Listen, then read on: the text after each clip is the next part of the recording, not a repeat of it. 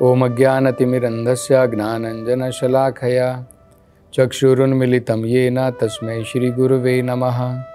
नमो ओम विष्णुपदाय कृष्णप्रेष्ठाय भूतले श्रीमते भक्तिवेदांत स्वामिन इति नामिने।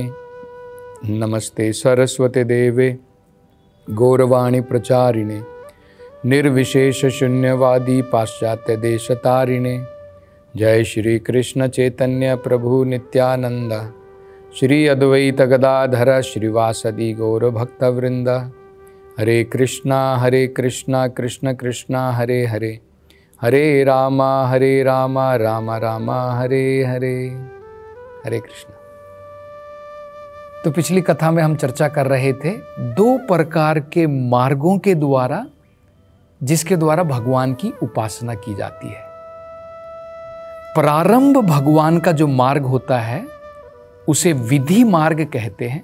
विधि मार्ग का मतलब होता है जिसमें अनेकों प्रकार के नियमों का हमें पालन करना चाहिए और बड़े ही अनेकों प्रकार के आदर सम्मान के साथ में जो भी अनेकों नियम दिए गए हैं वेदों के अंदर में, उसके अनुसार हमें भगवान लक्ष्मी नारायण की आराधना करनी चाहिए।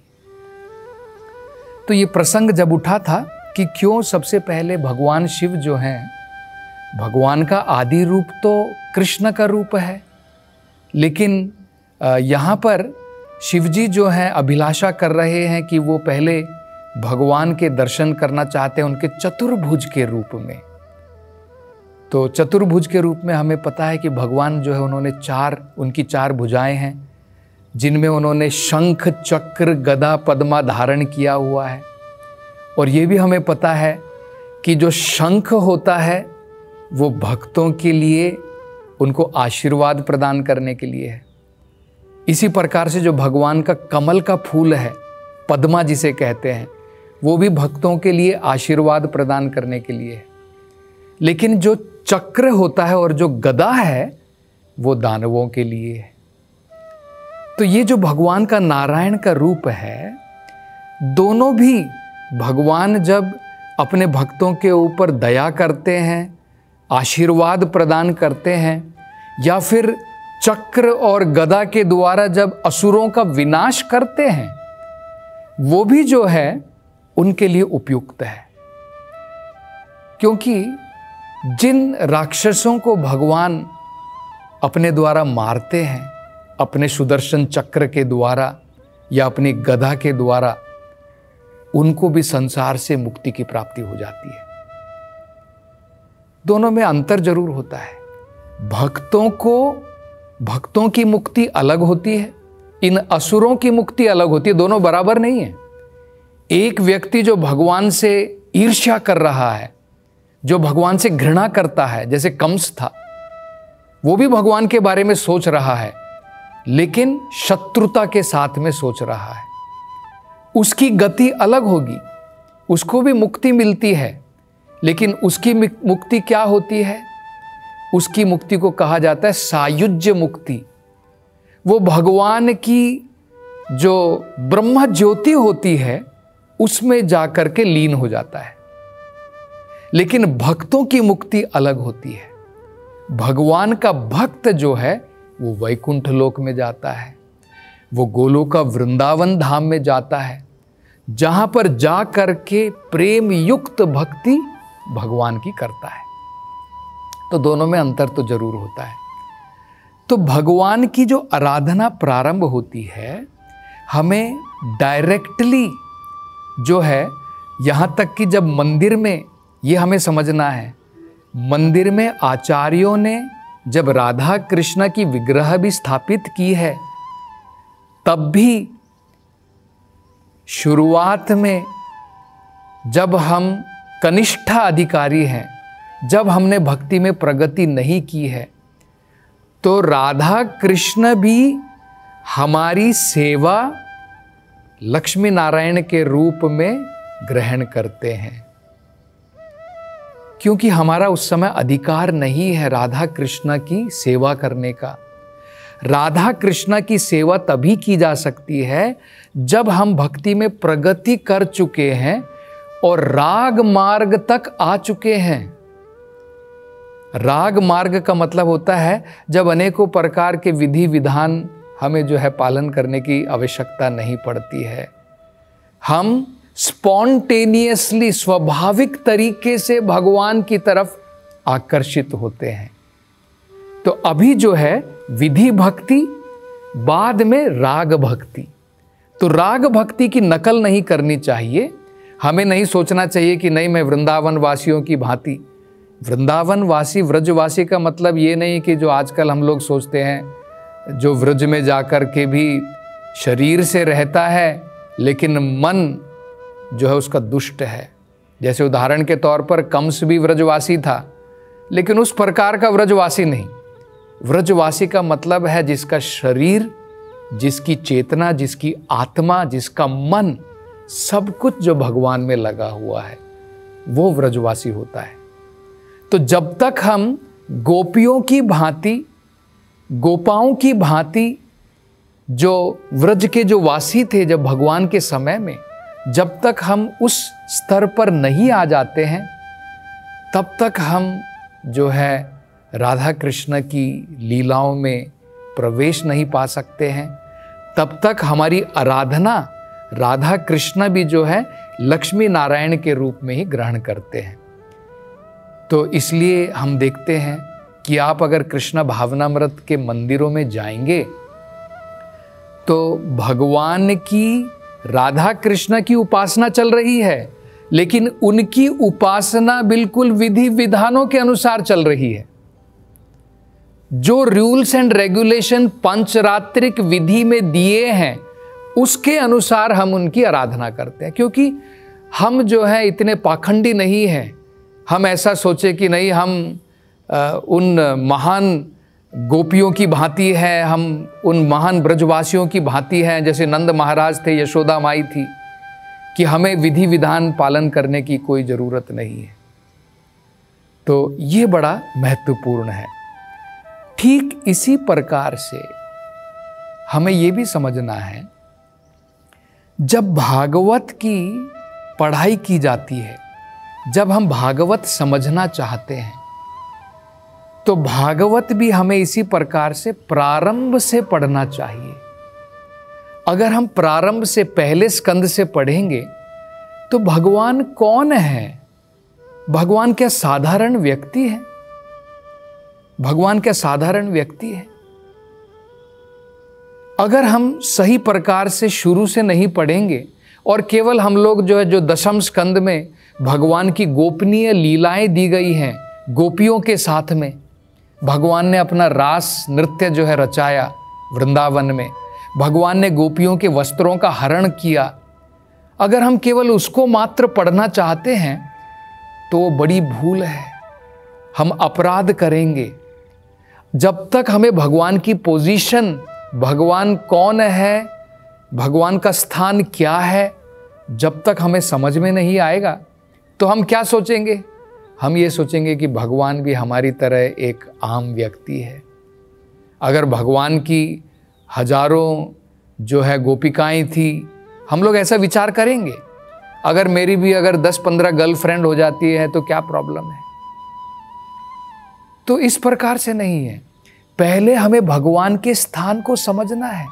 पहले हमें यह समझना है कि ये गोपियां कौन हैं, कि क्या भगवान साधारण व्यक्ति है, क्या ये गोपियां साधारण स्त्रियां हैं, क्या भगवान उनके साथ में जो रास रचा रहे हैं, एक लड़का और एक लड़की, जो इस भौतिक संसार में जो लविंग उनका अफेयर होता है, क्या उस प्रकार का अफेयर भगवान कर रहे हैं? तो अगर हम प्रथम स्कंद से नहीं पढ़ेंगे और हम लोग केवल जो है दशम स्कंद से, कि भगवान का गोपियों के साथ में रास रचाया, उसको केवल समझने का प्रयास करेंगे तो वो एक बड़ी बहुत भूल होती है और हम गलत समझेंगे और अपराध करेंगे। तो जिस प्रकार से राधा कृष्ण की उपासना जो है, जब तक हम वृंदावन के स्तर पर नहीं आ जाते हैं तब तक हमें जो है हमारी सेवा राधा कृष्ण भी लक्ष्मी नारायण के रूप में ग्रहण करते हैं। इसी प्रकार से हमें भी समझना है कि जब हम भगवान की उपासना करते हैं, अनेकों प्रकार के नियमों के साथ में हमें जो है भगवान की आराधना करनी चाहिए। लेकिन फिर भी हमें ये समझ जरूर रहनी है कि धीरे धीरे मुझे प्रगति करनी है। एक दिन ऐसा आएगा जब मैं विधि भक्ति के द्वारा मेरे में वो योग्यता आ जाएगी। बिना विधि भक्ति का पालन किए हुए राग भक्ति की योग्यता नहीं आएगी। ऐसा नहीं है कि एक दिन मैं अपने आप गोपियों की भाव में भगवान की उपासना करने लगूंगा, ऐसा नहीं है। हमें पहले विधि विधानों का पालन करना है। विधि विधानों का सही प्रकार से नियमों का पालन करने के बाद में जब हमारा हृदय शुद्ध हो जाएगा, तब भगवान की हम जो है रागानुगा के रूप में भक्ति कर पाएंगे। जैसे महान गोपागण गोपियां भगवान की उपासना में लगी हैं, उनको कोई रूल्स रेगुलेशन फॉलो करने की जरूरत नहीं पड़ती है। जैसे हम उदाहरण के तौर पर देख सकते, देखिए अर्जुन की साख्य रस में और भगवान का जो साख्य रस था, अर्जुन का और भगवान का जो साख्य रस है और गोपागणों का और भगवान कृष्ण का जो साख्य रस है, दोनों में बहुत अंतर है। इसलिए हम देखते हैं अर्जुन जो है जब भगवान के विश्व रूप के दर्शन किए और बाद में उनको पता चला कि अरे ये तो साधारण व्यक्ति नहीं है, तो भगवान स्वयं है, परमेश्वर हैं, तब वो माफ़ी मांगते हैं, भगवान मैं आपसे क्षमा चाहता हूँ, मैंने आपको आम व्यक्ति की भांति आपके साथ में भोजन किया, आपके साथ में कई बार आराम करने के लिए लेट गया। लेकिन देखिए गोपागण तो भगवान से कभी माफ़ी नहीं मांगते हैं, वो तो उनके कंधों के ऊपर चढ़ करके बैठते हैं। तो ये हमें समझना है। और राग मार्ग में जो है पांच प्रकार के रसों के साथ में भगवान की सेवा होती है। शांत रस, दास्य रस, वात्सल्य रस, पहले साख्य रस, बाद में वात्सल्य रस, बाद में माधुर्य रस। दास्य और शांत रस ये भगवान की विष्णु रूप की आराधना, लक्ष्मी नारायण की आराधना में भी आपको जो है प्राप्त हो जाएगी। तो भगवान विष्णु की आराधना शांत रस में की जाती है और दास्य रस में की जाती है। जैसे माता लक्ष्मी जो है दास्य रस में भगवान की सेवा में लगी है, वैकुंठ लोक में, नारायण लोक में। तो ये हमें सबको पता है। सहस्र लक्ष्मीं शत संभ्रम सेव्यमानम, हजारों हजारों लक्ष्मियां जो हैं भगवान की सेवा में लगी हैं। ये जो होता है ये भगवान के ऐश्वर्य रूप का, उसकी उपासना केवल शांत रस और दास्य रस तक सीमित रहती है। क्या आपने कभी देखा है भगवान विष्णु के कंधों के ऊपर कोई जो है उनका सखा, उनका दोस्त उनके साथ में जा रहा है? आपको कहीं पर भी वेदों के अंदर में ऐसा वर्णन नहीं दिखाई देगा। लेकिन भगवान कृष्ण के साथ में ये पांचों रस हैं। शांत रस भी है, दास्य रस भी है, और उसके जो ऊपर रस हैं साख्य रस। तो इसलिए हम लोग देखते हैं भगवान के जो है सखागण है, साख्य रस है। और ये जो साख्य रस है यहां पर वो कौन सा है? विश्रलंभा साख्य रस होता है। विश्रलंभा का मतलब उसमें कोई इस प्रकार के नियम नहीं है कि मैं छोटा हूं तू बड़ा है।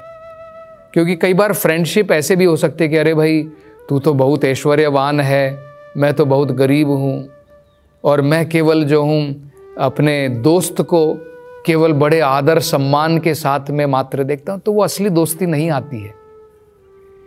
भगवान कृष्ण के सखा नहीं सोच रहे कि अरे ये कृष्ण है, वो तो सोचते हैं कि अरे ये तो मेरा यार है, मेरा दोस्त है, मेरा मित्र है। तो उस प्रकार का उसे कहते हैं विश्रलंभा साख्य रस। अर्जुन का जो साख्य रस है भगवान के साथ में वो ऐश्वर्य साख्य रस है, ऐश्वर्य भाव के साथ में, आदर सम्मान के साथ में है। तो इससे ऊपर है ये जो भगवान का वृंदावन में, जिसे रागानुगा मार्ग कहा जाता है। इसी प्रकार से साख्य रस से ऊपर होता है वात्सल्य रस। तो वो हम देखते हैं, अगर आप कृष्ण की लीलाएं पढ़ेंगे वृंदावन में, तो आप देखेंगे कि भगवान किस प्रकार से गोपियों का माखन चुराते थे और गोपियां जो है डांटती थी, फटकारती थी भगवान कृष्ण को।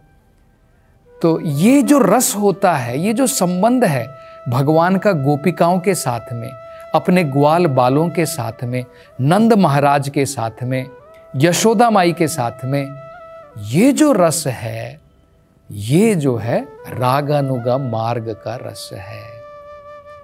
तो जिसकी प्राप्ति हम केवल विधि मार्ग को सही प्रकार से पालन करने के पश्चात ही प्राप्त कर सकते हैं। तो ये बड़ा महत्वपूर्ण है।